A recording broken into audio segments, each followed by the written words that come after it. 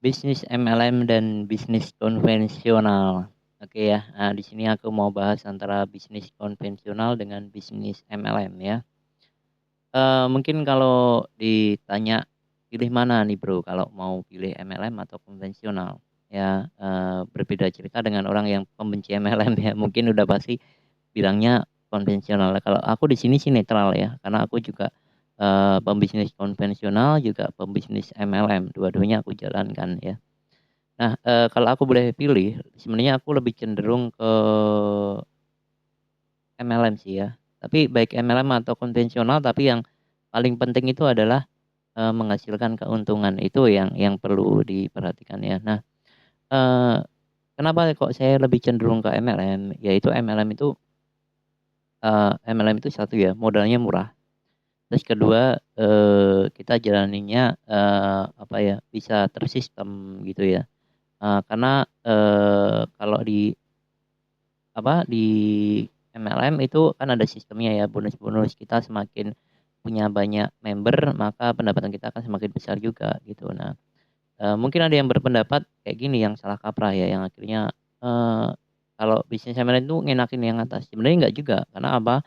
MLM itu awalnya juga yang tadinya di atas awalnya juga dari nol gitu loh, nggak punya member sama sekali.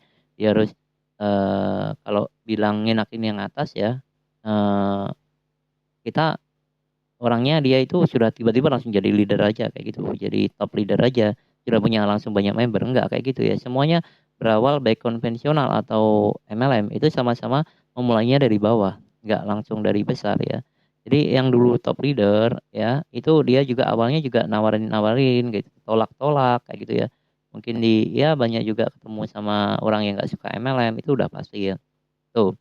Eh, terus eh apa kalau kita di MLM itu enaknya semakin banyak member atau mitra itu kan omset kita semakin besar ya.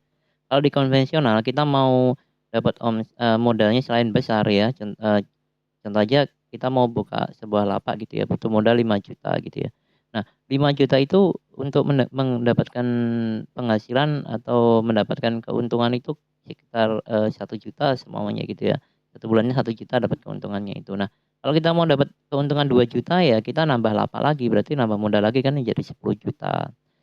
Mau biar kita dapat 3 juta per bulan, berarti kita harus keluar modal 15 juta karena harus punya 3 lapak, karena satu lapaknya 5 juta gitu. Nah, itu yang terjadi di bisnis konvensional. Kalau di bisnis MLM itu enggak. Kita mau nambah mitra ya bukan kita itu nambah modal, tapi kita mencari ya orang yang mau eh, seperti kita dapat bonus, kita dapat penghasilan yang besar atau penghasilan tambahan atau gimana ya. Itu kita tinggal cerita aja, nggak butuh modal keluar uang lagi, tapi hanya modal cerita, bro ini ada bisnis nih, produknya kayak gini, manfaatnya kayak gini, terus cara pembagian bonusnya kayak gini itu yang saya rasakan ya. Terus cuman yang perlu saya ingatkan itu memang ada beberapa oknum MLM itu yang kurang bagus cara menjalankan MLM dengan cara dia itu pamer-pamer bonus, terus tahu-tahu dikatakan nggak diceritakan susahnya ya, karena MLM itu juga saya nggak bilang MLM itu gampang loh, MLM itu susah loh ya. Di konvensional pun juga susah kalau kita masih awal-awal baru merintis ya, sama ya MLM pun kalau baru merintis ya susah, sama ya sebenarnya ya kalau konvensional dengan MLM, tapi saya mengatakan sebenarnya lebih banyak enaknya di MLM gitu loh ya. Nah itu eh, kenapa saya mengatakan balik lagi ya, kenapa saya mengatakan banyak beberapa pelaku MLM yang salah atau leadernya salah itu dia udah tidak ngomongin nggak enaknya, minusnya itu nggak diceritain gitu, hanya diceritain sebuah mimpi-mimpi yang bonusnya nanti gede, terus bisa beli mobil, bisa dapet rumah ini itu tanpa diceritakan detail prosesnya dan tanpa diceritakan nggak enaknya gitu. Semua bisnis itu pasti nggak ada nggak enaknya gitu loh ya. Itu sih ya. Terus kalau aku di sini sih mengatakan MLM itu nggak enaknya apa sih? Nggak enaknya itu ya kita harus menghadapi ditolak orang. Itu udah pasti ya karena kita menawarkan gitu ya. Tapi nanti di sini aku kalau nanti teman-teman apa menjalin pertemanan dengan aku, nanti aku bisa kasih tips ya gimana sih jalan MLM yang betul itu. Nah, terus step-stepnya itu gimana supaya kita itu terhindar dari orang-orang yang ya meminimalisir lah orang yang nggak suka dengan MLM itu ya. Itu dan aku juga bisa bagi-bagi tip-tip untuk menjalankan sukses di MLM. nanti bakal aku sharing terus. Intinya itu bisnis MLM itu butuh kekonsistenan, kesabaran dan tentunya ada tekniknya ya, nggak bisa asalan gitu, asal tawarin aja gitu nggak bisa kayak gitu. MLM itu ada step-stepnya. Sama kan kayak orang jualan konvensional itu juga nggak cukup hanya ditaruh dagangannya gitu aja gitu. Ya bisa laku sih bisa, tapi eee, nggak akan terjadi omset yang luar biasa banget gitu loh. Jadi, kalau aku boleh pilih mana MLM dengan konvensional, aku sebenarnya lebih cenderung ke MLM. Tapi karena, eee, balik lagi tujuannya kita berbisnis itu adalah uang, ya saya nggak peduli itu konvensional atau MLM selama itu menguntungkan dan bisa dapat cuan ya, ya saya hajar aja. Itu sih kalau seorang pembisnis yang benar ya.